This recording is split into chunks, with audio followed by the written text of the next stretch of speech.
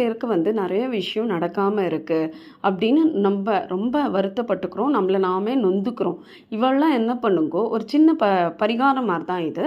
நம்ம வந்து செவ்வாய்க்கிழமை முருகருக்கு வந்து ஒரு வேளை விரதம் இருந்து வெங்காயம் பூண்டு போடாமல் நீங்கள் சாப்பிடுங்கோ. மத்தியானம் சாப்பிடுங்கோ, நைட்டும் சாப்பிடுங்கோ.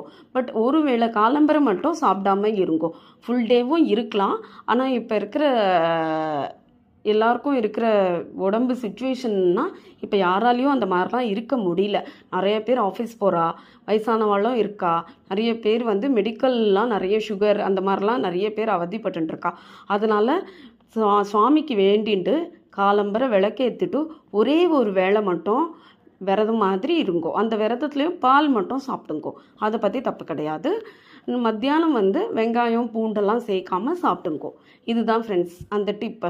ஓகேங்களா? முருகருக்கு இருந்து பாருங்கோ. 6 வாரம் 10 வாரம் 11 வாரம் முதல்ல 6 வாரம் இருந்து பாருங்கோ. உங்களுக்கு கண்டிப்பாக நடந்துடும். இது ஒரு சின்ன டிப்பு.